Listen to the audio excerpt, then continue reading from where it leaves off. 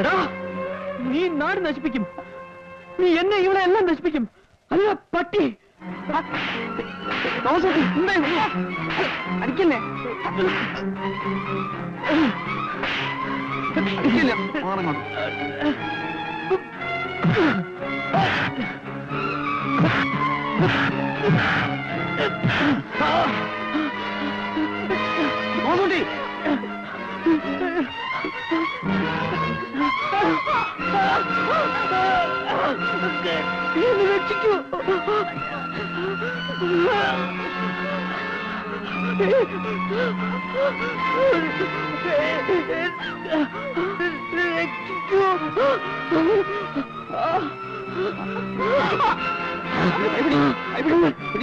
രക്ഷിക്കൂ.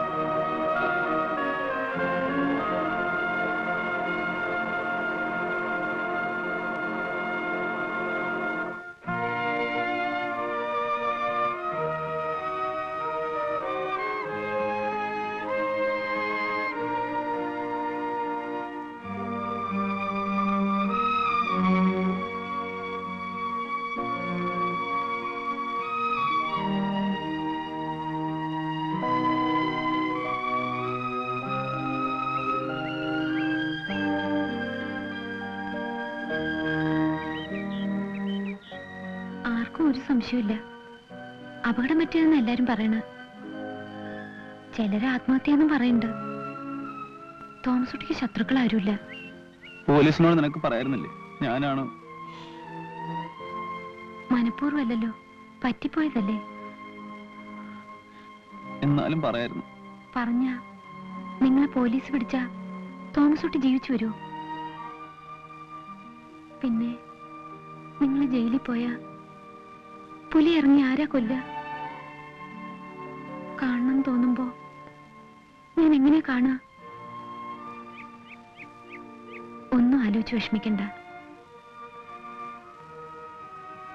ഞാൻ പള്ളിയിലേക്ക് ചെല്ലട്ടെ. ഒരുപിടി മണ്ണ് എനിക്കും ഇടണം.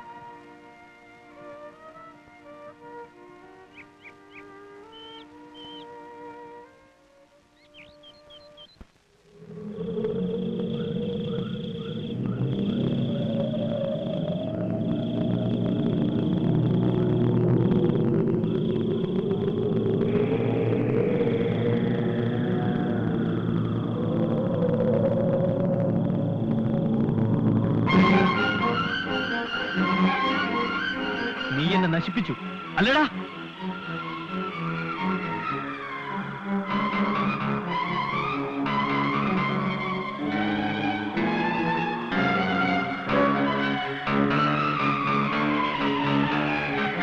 എന്നെ രക്ഷിക്കൂ, എന്നെ രക്ഷിക്കൂ, എന്നെ രക്ഷിക്കൂ, എന്നെ രക്ഷിക്കൂ, എന്നെ രക്ഷിക്കൂ.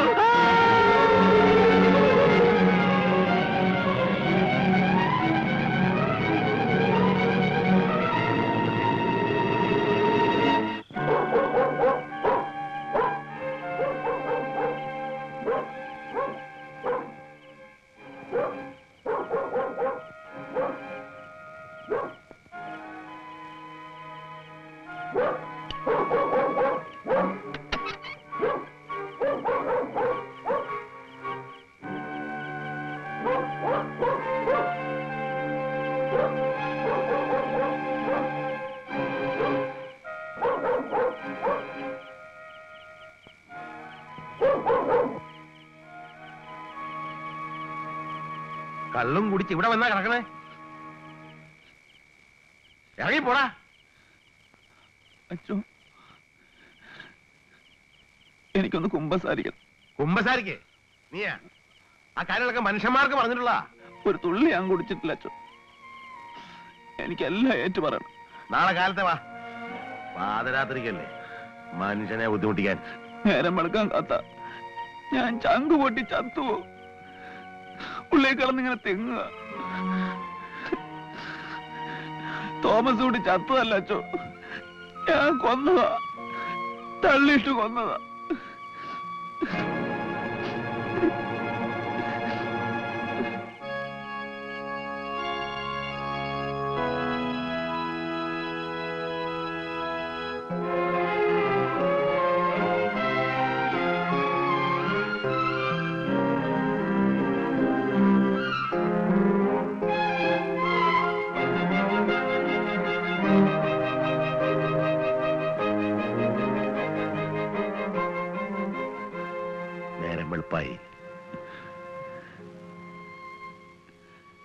ഈ വസ്ത്രം ധരിച്ച പിന്നെ ഇതുവരെ ഇത്ര ഹൃദയം തുറന്നൊരു പ്രാർത്ഥന ഞാൻ കണ്ടിട്ടില്ല. നിന്നെ ദൈവം രക്ഷിക്കും. പോട്ടെ അച്ചോ, എന്റെ കൈസര പെണ്ണിനെ ഏൽപ്പിക്കണം. അല്ലെങ്കിൽ പോലീസ് എന്നെ കൊണ്ടുപോകുമ്പോ അവനൊറ്റക്കായി പോകും. എന്നോട് സ്നേഹമുള്ളതാ മാത്രമേ ഉള്ളൂ. അങ്ങനെ കരുതണ്ട. നിന്നെ സ്നേഹിക്കുന്നവർ പിന്നെ ഇല്ലേ ആ കൊല്ലത്തി പെണ്ണ്. ഇപ്പോ എനിക്ക് നിന്നോട് സ്നേഹം തോന്നിപ്പോകുന്നു. ഞാൻ കൊന്നവനാ. അച്ഛനെന്നെ പോലീസ് പറഞ്ഞ് പിടിപ്പിച്ചോ? പോലീസും കോടതിയും ഒക്കെ മനുഷ്യനെ ശിക്ഷിച്ചു തിരുത്താനാ. പക്ഷെ അതിനേക്കാൾ വലിയ കോടതി നീ സ്വയം തിരുത്തി കഴിഞ്ഞു. മാത്രമല്ല ഇതൊരു കുമ്പസാര രഹസ്യമാ, പുറത്ത് പറയാൻ പാടില്ല. എന്നാലും എനിക്ക് മനസ്സമാധാനം കിട്ടൂല അച്ഛൻ. കുറെ കാലം ജയിലിൽ പോയി കിടന്ന മനസ്സമാധാനം കിട്ടുമോ? ഇല്ല. നീ അറിഞ്ഞുകൊണ്ട് ചെയ്തതല്ല, അബദ്ധത്തിൽ ഒരു കൈത്തെറ്റ് പറ്റി. അതുകൊണ്ട് തകർന്നു പോയ ഒരു കുടുംബം ഇവിടെ ഉണ്ട്. അത് കാണാണ്ട് പോകുന്നതാണ് ദൈവത്തിന്റെ മുന്നിൽ ഏറ്റവും വലിയ തെറ്റ്. പിന്നെ ഒരു കടമയേറ്റ നീ വന്നു.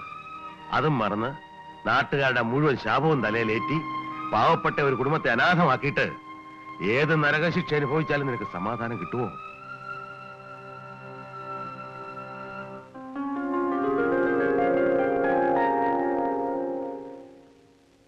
രണ്ടു ദിവസം കൊണ്ട് അച്ഛൻ ഇങ്ങനെ ഒരു മാറ്റം വരാൻ എന്താ കാരണമെന്ന് എനിക്ക് മനസ്സിലാവുന്നില്ല.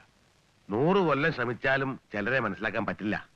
എന്നാൽ ചിലരെ മനസ്സിലാക്കാൻ 1 മണിക്കൂർ മതി. എന്തിന്? 1 നിമിഷം മതി. നാട് മുഴുവൻ കട്ടുമുടിച്ച് തമ്മിത്തല്ലി കഴിവേറിയായിട്ട് നടന്ന അവനെ 1 മണിക്കൂർ കൊണ്ട് അച്ഛൻ എന്നാ മനസ്സിലാക്കാന്നാ പറയുന്നേ? തനിക്ക് ആ വീട് തരാൻ പറ്റുമോ? വീട് തരാം, പക്ഷേ എന്താ ഒരു പക്ഷേ? ഇന്നലെ കൊണ്ടുവന്ന 10 മുറിയാക്ക് കുരുമുളക് അതിനുള്ളിലായിരിക്കണത്. അതവിടെ ഇരുന്നോട്ടെ, ഒരു കുഴപ്പവും വരില്ല. ഇനി അവന്റെ ഉത്തരവാദിത്വം മുഴുവൻ അച്ഛനാ. ഞാൻ ഏറ്റവും തന്റെ ചരക്ക് അവിടെ ഇരിക്കുമ്പോ വാറുണ്ണിയുള്ളൊരു ഉറപ്പാ. നല്ല ഉറപ്പാ. കള്ളന്റെ കയ്യിലല്ലേ താക്കോല്?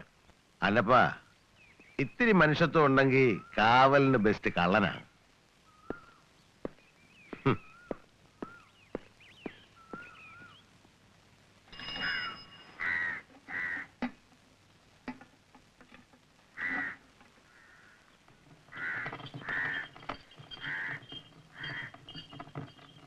എന്തൊക്കെയായാലും ക്രിസ്ത്യാനികളല്ലേ, അവര് ചേരണ്ടപ്പോ ചേരും. എന്തേ? കരക്കാരെ കൂടി തീരുമാനിച്ചതാ വാറണ്ണിക്ക് പച്ചവെള്ളം കൊടുത്തു പോകരുത്, ഇവിടെ നിന്ന് കെട്ടിക്കെട്ടിക്കണമെന്നൊക്കെ. അവസാനം കാര്യത്തോടെടുത്തപ്പോ അവരൊന്നായി. പനങ്കോടൻ അച്ഛൻ ഇപ്പൊ രക്ഷകർത്താവായി. മാത്തുക്കുട്ടിയുടെ കടയിൽ നിന്ന് ആവശ്യത്തിനുള്ള സാധനങ്ങൾ കൊടുക്കണം. അവൻ അച്ഛന്റെ മുമ്പിൽ കുമ്പസാരിച്ചെന്നും ചെയ്തതൊക്കെ ഏറ്റു പറഞ്ഞെന്നാ കേട്ടത്. നിങ്ങൾ ഇത്ര ശുദ്ധാത്മാവായി പോയല്ലോ വൈദ്യരെ. എത്രയൊക്കെ ആയാലും അണ്ണാൻ മരം കയറ്റം മറക്കൂ.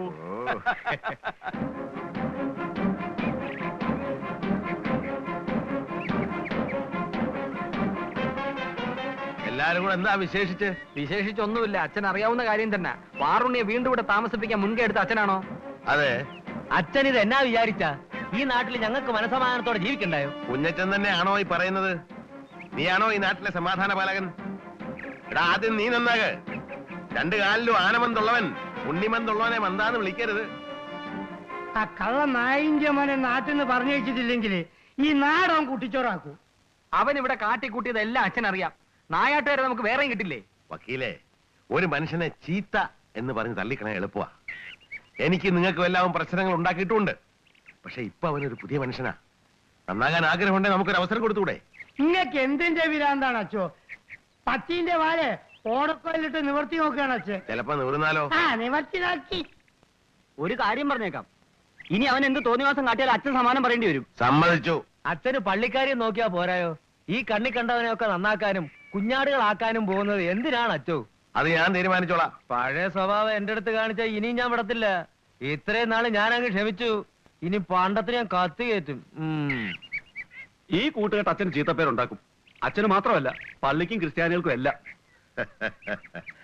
മക്നല്ല മറിയത്തിന് മാപ്പ് കൊടുത്തതിന്റെ പേരില് കർത്താവിന് ചീത്തപ്പേരുണ്ടായോ? വാറുണ്ണിയെ നിങ്ങൾ എല്ലാവരും കൂടെ കല്ലെറിഞ്ഞ് വീഴ്ത്തി. നിങ്ങൾ ഈ പാപം ചെയ്യാത്തവരാണോ എറിഞ്ഞത്? അവൻ അച്ഛനെ ഏതാണ്ട് കൈവശം കൊടുത്തതാ. കണ്ടറിയാത്തവൻ കൊണ്ടറിഞ്ഞോളൂ. അതെ അതെ.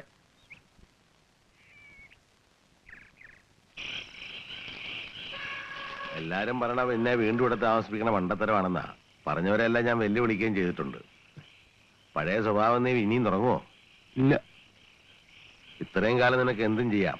നാണവും മാനവും നോക്കണ്ട. നീ എന്റെ മാനം നീ കളയുവോ? ഇല്ല. സത്യമാണോ? അച്ഛനാണ് സത്യം. പിന്നെ എന്റെ അധികം കാശൊന്നുമില്ല. ചെലവൊക്കെ ചുരുക്കി വേണം. മറ്റവൻ കഴിക്കണമെന്ന് കലശലായിട്ട് തോന്നുമ്പോ എന്നോട് പറഞ്ഞാ മതി, ഞാൻ തരാൻ പണം. കള്ളച്ചാരായക്കാരൻ രാമനുമായിട്ടുള്ള ഇടപാടൊന്നും വേണ്ടെന്നാ പറഞ്ഞതിന്റെ അർത്ഥം. അതിനുവേണ്ടി ആയിരുന്നല്ലോ ചില്ലറ മോഷണമൊക്കെ തുടങ്ങിയത്. എനിക്ക് എന്തെങ്കിലും ഒരു പണി കിട്ടുമോ? ആ, ചുമ്മാ ചുറ്റി അടക്കുമ്പോഴാ വേണ്ടാത്തൊക്കെ തോന്നുന്നത്. അച്ഛനെ ബുദ്ധിമുട്ടിക്കാൻ വേണ്ടല്ലോ. പണിയെടുത്ത് തിന്നുന്നതിന്റെ രുചി അതറിയേണ്ടതാ. ആ, ഞാൻ ആലോചിക്കട്ടെ.